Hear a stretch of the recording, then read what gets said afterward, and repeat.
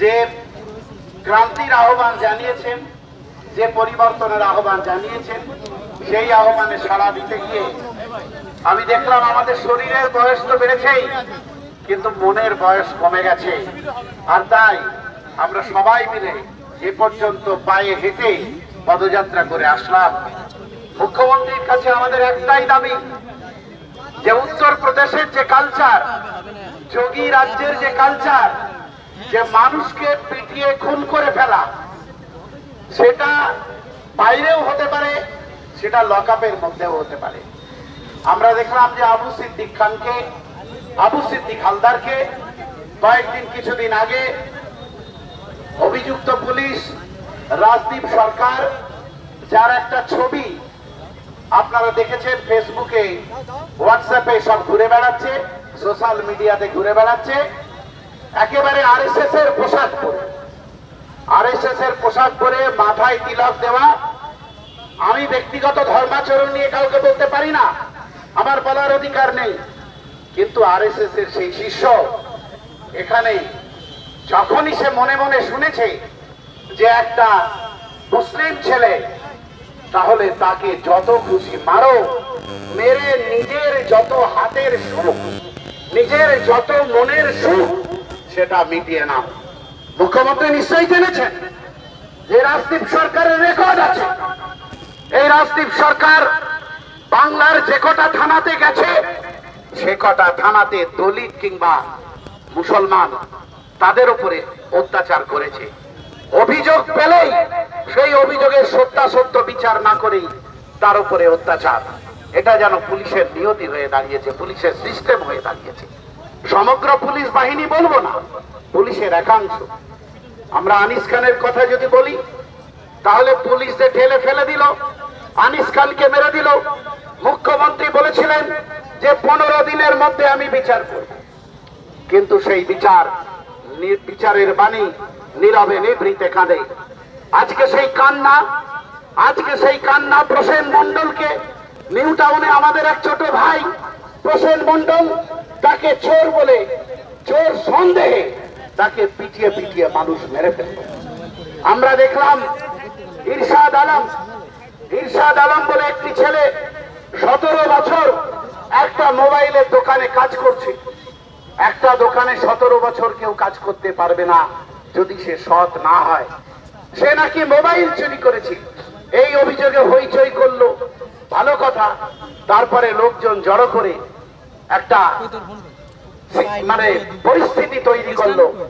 SC ST hostel ছিল পাশে, সেই এসসি এসটি হোস্টেলে ছেলেরা তারা কয়েকজন বেরিয়ে এলো এবং তারা ইরশাদ আলমকে এমন পেটা পিটল, ইরশাদ আলম শেষ পর্যন্ত মারা গেল। এর কোনটার বিচার নেই। আমরা অদ্ভুত ভাবে দেখলাম। বিচার ব্যবস্থার প্রতি আমাদের আস্থা আছে,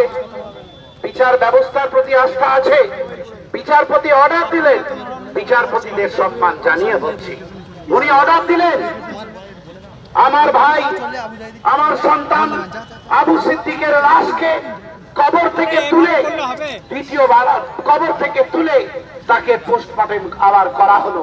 সেই পোস্টমর্টেমের পরে যে হিয়ারিং হওয়ার কথা, সেই হিয়ারিং হলো না। আমরা জানতে চাইছি যে মানুষ যদি আদালতের উপরে আমরা আস্থা রাখি, কিন্তু আদালত যদি সঠিক সময়ে বিচার না দেয়, তাহলে মানুষ কার কাছে যাবে? এই প্রশ্ন আমার রয়েছে মাননীয় বিচারপতি মহোদয়দের কাছে। যত দ্রুত সম্ভব রাজদীপ সরকারের বিরুদ্ধে এফআইআর করা হয়েছে, তারপরেও রাজদীপ সরকার গ্রেপ্তার হয় না। সেই খুনি পুলিশ এখনো পর্যন্ত তার তাণ্ডব চালিয়ে যাচ্ছে। তাই আমরা সমস্বরে কলকাতার বুকে রাজপথ কাঁপিয়ে মানুষ আওয়াজ তুলেছে, আবু সিদ্দিক হালদারের খুনি রাজদীপ সরকারের ফাঁসি চাই। আমার একবার আওয়াজ তুলে ফাঁসি চাই, রাজদীপ সরকারের ফাঁসি চাই। নওশাদ সিদ্দিকী ভাইজানের নেতৃত্বে এই গণপিটুনির বিরুদ্ধে প্রসেন মন্ডল সহ, ইরশাদ আলম সহ, পুলিশের অত্যাচারে নিহত আনিস খান এবং রাজদীপ সরকার, আনিস খান এবং আবু সিদ্দিকের যে ন্যায় বিচার, সেই ন্যায় বিচার চাওয়ার দাবিতে আজকে দেখলেন মানুষ কিভাবে রাস্তায় নেমেছে। আমি ইতিহাস মনে করাতে চাই না, শুধু বলে দিতে চাই একটু প্রতিবেশীদের দিকে তাকিয়ে দেখবেন। মানুষ যদি রাস্তায় নামে তাহলে কি হাল হতে পারে। সুতরাং আপনার কাছে আশা করি আপনি ন্যায় বিচার দেওয়ার জন্য চেষ্টা করবেন, কারণ এই ব্যর্থতা তো মাননীয় মুখ্যমন্ত্রী, এটা তো কেবলমাত্র পুলিশের ব্যর্থতা না, দপ্তর আপনার ব্যর্থতা।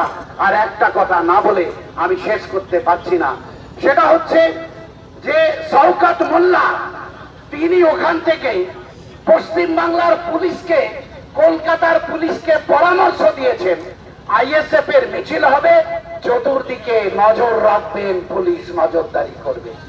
আমি মাননীয় মুখ্যমন্ত্রীর কাছে বলতে চাই, আপনার কাজ অর্থাৎ আপনার দপ্তরের পরামর্শদাতা হয়ে গেল শওকত মোল্লা। আপনি একটু ভেবে দেখুন যে শওকত মোল্লারা এখন আপনারও উপরে চলার চেষ্টা করছে। যে কাজ আপনার, সে কাজ শওকত মোল্লারা আপনাকে পরামর্শ দিচ্ছে, আপনার দপ্তরকে পরামর্শ দিচ্ছে। একটু ভেবে দেখুন এরা আগামী দিনে কোন পর্যায়ে আপনার দলকে এবং আপনার প্রশাসনকে নিয়ে যেতে পারে। আবার আমি আবু সিদ্দিক হালদার সহ যাদের মৃত্যুর কিনারা করতে আমরা এই রাজপথে নেমেছি, তাদের হত্যার বিচার চাইতে এসেছি। আর এর বিচার চাই। আপনারা আমাদের মেরে শেষ করতে পারবেন না। নওশাদ ভাইকে 40 দিন জেল খাটিয়েছেন, আমাদের অনেক কর্মীকে পুলিশের গুলিতে আমাদের ভাঙড়ের কর্মীরা মারা গেছে, কিন্তু আমাদের মেরে শেষ করতে পারবেন না আপনারা। তাই আমি শেষ করছি, তোরা যত মারবি মা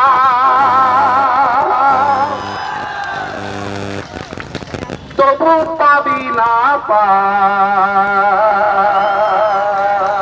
কারণ আমরা রক্ত বীজের ঝাড়, আমরা রক্ত বীজের ঝাড়, আমরা রক্ত বীজের ঝাড়, আমরা রক্ত বীজের ঝাড়। সকলকে সংগ্রামী অভিনন্দন জানিয়ে আমি আমার কথা শেষ করলাম। ইনকলাব জিন্দাবাদ, আইএসএফ জিন্দাবাদ, নওশাদ সিদ্দিকী ভাইজান জিন্দাবাদ, বিপ্লব দীর্ঘজীবী হোক। ধন্যবাদ। কার্যকর